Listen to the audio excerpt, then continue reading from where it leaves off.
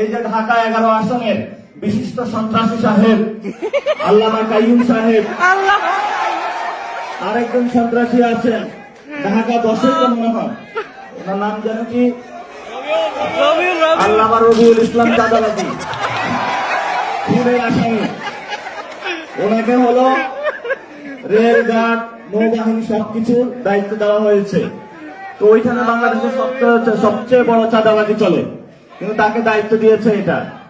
এই জন্য হলো বাংলাদেশের গণ অভ্যুত্থানের পরে যখন দেখেছিলাম আমরা বাংলাদেশটা একটি নতুন ভাবে গঠন হবে, আর তারা এখানে হলো দিল্লির একটা হলো নাটকের যাত্রা এখানে বসাইছে, যেই যাত্রকের প্রডিউসার হলো তারেক রহমান, আর এখানে অভিনয় করছে চাঁদাবাজ সন্ত্রাসী দুর্নীতিবাজরা। তা আমরা হলো এই নর্তদিকের নাচ দেখি, মাঝখানে হলো বাংলাদেশের হলো কামসারা হচ্ছে, এই হলো বাংলাদেশের। বাইরে ভাই নাসিরউদ্দিন পাটোয়ারি একটা জিনিস, তার মতন এরকম একটা নেতা প্রত্যেকটা জায়গাতে দরকার। আল্লামা রবিউল ইসলাম চাঁদাবাজি। নাসিরউদ্দিন পাটোয়ারি নির্বাচনের মধ্যে ফেল হয়েছে, এটা বড় বিষয় না, কিন্তু ভাই তার জনপ্রিয়তা কিন্তু কোনো দিক দিয়ে কমে নাই। তার জনপ্রিয়তা আস্তে আস্তে শুধু বেড়ে চলেছে, আস্তে আস্তে শুধু বেড়ে চলেছে, কারণ সে এরকম সুন্দর করে গোছায় গেছে কথাগুলো বলে সন্ত্রাসীদেরকে কিন্তু আল্লামা নাম দিয়েছে। বাস সঠিক বলেছেন। আল্লামা এমুক সন্ত্রাসী, আল্লামা এমুক সন্ত্রাসী, আল্লামা এমুক সাদাবাজ। তো আসলে পরবর্তীতে কি বলে একটু শুনে আসি। এই যে তরুণ প্রজন্মের তো চাঁদাবাজদের, আমি তো বললাম চাঁদাবাজদের কারণে হলো ব্যবসার উন্নতি হচ্ছে না। ব্যবসার উন্নতি হলে না তরুণদের চাকরি হবে, তরুণদের চাকরি হলে সে বিয়ে করতে পারবে, মা বাবার কাছে টাকা নিয়ে দিতে পারবে। এই জন্য আমাদের তরুণদের একটা, আমাদের তরুণদের পকেটে টাকা লাগবে, তরুণদের চাকরি লাগবে, সেই জন্য ব্যবসা বাণিজ্য, সন্ত্রাসী, চাঁদাবাজি, দুর্নীতি বন্ধ করতে হবে।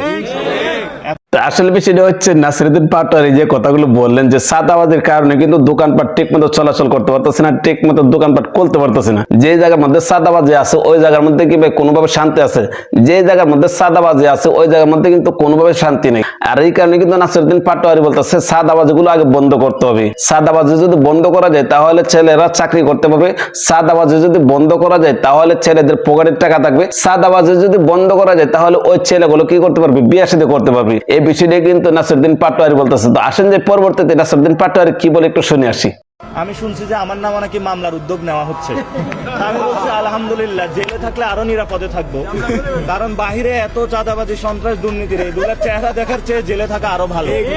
তো নাসিরউদ্দিন পাটোয়ারি নামে মামলা করবে, এখানে কিন্তু নাসিরউদ্দিন পাটোয়ারি বলতেছে যে বাহিরের থেকে যদি জেলের ভিতরে থাকা যায় তাহলে অনেক নিরাপদে থাকতে পারবো। নাসিরউদ্দিন পাটোয়ারিকে বাহিরের মধ্যে বিভিন্ন মানুষ বিভিন্ন ধরনের কিন্তু হুমকি দিচ্ছে। মন্ত্রী হয়েছে তো কি হয়েছে, আমরা তো এক আল্লাহ ছাড়া ইনশাআল্লাহ আর কাউকে ভয় পাই না। আর হুমকি দেওয়ার কারণে কিন্তু নাসিরউদ্দিন পাটোয়ারি বলতেছে যদি জেলে থাকা যায় তাহলে একটু নিরাপদে থাকা যাবে, কোনো ধরনের কোনো সমস্যা নেই। আসলে ভাই আপনার কোনো ধরনের কোনো ফেরানোর দরকার নেই। ভোট চুরি করে তো মন্ত্রী হইতে পারে, কারণ জনগণ আপনার সাথে আছে, আপনার কিসের ভয়? আপনার কোনো ধরনের কোনো ভয় নেই, সামনে এগিয়ে যেতে পারেন। আসেন যে সামনে একটু দেখে আসি আর পরবর্তীতে কি বলে। হায় আল্লাহ, যারা ভোট চুরি করেছে বাংলাদেশের মানুষে, হায় আল্লাহ যারা ইঞ্জিনিয়ারিং করেছে, হায় আল্লাহ তুমি পৃথিবীতে তাদের দৃষ্টান্তমূলক শাস্তি দাও, আমিন। এবং যারা মানুষের যে ভোটাধিকার তারা কেড়ে নিয়েছে, মানুষের ভোটাধিকার তৌফিক দাও, আমিন, যাতে আমরা ভোটাধিকার মানুষের ফেরত দিতে পারি। আমিন। আসল বিষয়টা হচ্ছে নাসিরউদ্দিন পাটোয়ারি যখন দোয়া করছে তখন অপর দিকে কিন্তু মির্জা আব্বাস নাসিরউদ্দিন পাটোয়ারির ভিডিওগুলো দেখছিল।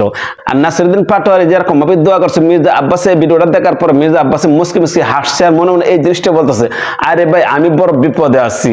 কাম সেরে ফেলেছেন ভাই আপনি। মির্জা আব্বাস মনে মনে এই জিনিসটা বলতেছে, আরে ভাই আমি এরকম একটা বিপদ আছি, নির্বাচনের আগে যেরকম ভাবে আমাকে জ্বালাইছি নির্বাচনের পরও এখন আমাকে এরকম ভাবে জ্বালানি হচ্ছে। নির্বাচনের আগে বিভিন্ন সময় বিভিন্ন ভাবে আমাকে চাঁদাবাজ সন্ত্রাস বলতো, আর নির্বাচনের পরে দোয়া করতেছে কিরকম ভাবে ভোট চুরি করে মন্ত্রী হয়েছে, এমপি হয়েছে। বাইরে ভাই নাসিরউদ্দিন পাটোয়ারি এরকম একটা মাল। কি বলছিস তুই? নাসিরউদ্দিন পাটোয়ারির মতন এরকম একটা জিনিস প্রত্যেকটা জায়গাতে থাকার দরকার। যদি নাসিরউদ্দিন পাটোয়ারি সংসদে কোনোভাবে যদি যেতে পারতো তাহলে সন্ত্রাস, চাঁদাবাজ এদের গুম একদম হারাম হয়ে যেত।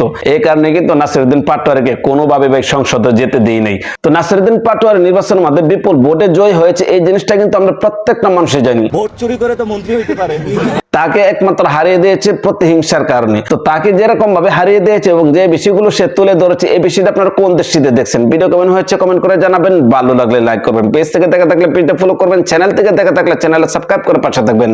তো আজ এই পর্যন্ত রাখলাম, ভালো থাকবেন, সুস্থ থাকবেন, আসসালামু আলাইকুম।